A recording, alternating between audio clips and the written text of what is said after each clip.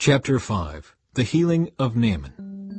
The king of Aram had great admiration for Naaman, the commander of his army, because through him the Lord had given Aram great victories. But though Naaman was a mighty warrior, he suffered from leprosy.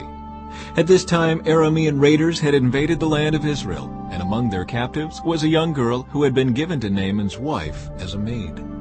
One day the girl said to her mistress, "I wish my master would go to see the prophet in Samaria. He would heal him of his leprosy." So Naaman told the king what the young girl from Israel had said. "Go and visit the prophet," the king of Aram told him. "I will send a letter of introduction for you to take to the king of Israel." So Naaman started out, carrying as gifts 750 pounds of silver, 150 pounds of gold, and 10 sets of clothing. The letter to the king of Israel said, "With this letter I present my servant Naaman. I want you to heal him of his leprosy."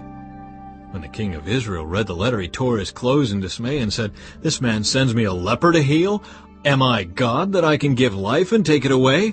I can see that he's just trying to pick a fight with me."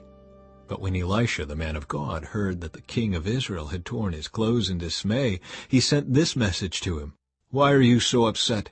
Send Naaman to me, and he will learn that there is a true prophet here in Israel." So Naaman went with his horses and chariots and waited at the door of Elisha's house. But Elisha sent a messenger out to him with this message, "Go and wash yourself 7 times in the Jordan River. Then your skin will be restored, and you will be healed of your leprosy." But Naaman became angry and stalked away. "I thought he would certainly come out to meet me," he said. "I expected him to wave his hand over the leprosy and call on the name of the Lord his God and heal me. Aren't the rivers of Damascus, the Abana and the Pharpar, better than any of the rivers of Israel? Why shouldn't I wash in them and be healed?" So Naaman turned and went away in a rage. But his officers tried to reason with him and said, "Sir, if the prophet had told you to do something very difficult, wouldn't you have done it? So you should certainly obey him when he says simply, 'Go and wash and be cured.'" So Naaman went down to the Jordan River and dipped himself 7 times as the man of God had instructed him. And his skin became as healthy as the skin of a young child's, and he was healed.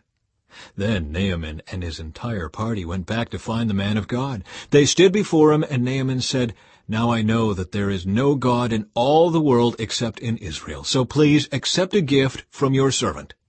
But Elisha replied, "As surely as the Lord lives, whom I serve, I will not accept any gifts." And though Naaman urged him to take the gift, Elisha refused. Then Naaman said, "All right, but please allow me to load 2 of my mules with earth from this place, and I will take it back home with me. From now on, I will never again offer burnt offerings or sacrifices to any other god except the Lord. However, may the Lord pardon me in this one thing. When my master the king goes into the temple of the god Rimmon to worship there and leans on my arm, may the Lord pardon me when I bow too." "Go in peace," Elisha said.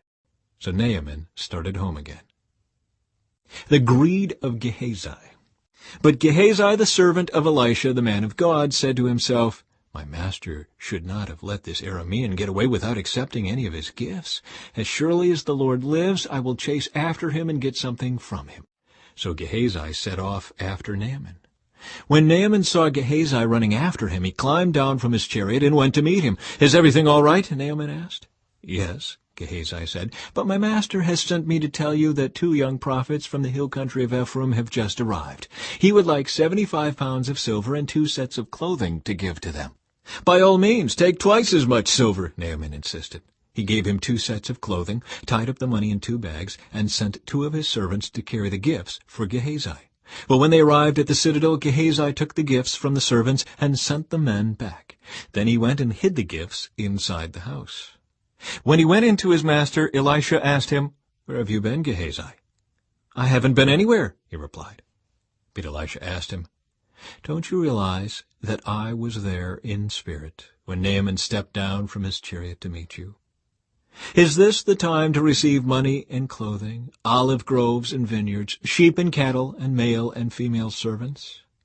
Because you have done this, you and your descendants will suffer from Naaman's leprosy forever." When Gehazi left the room, he was covered with leprosy. His skin was white as snow.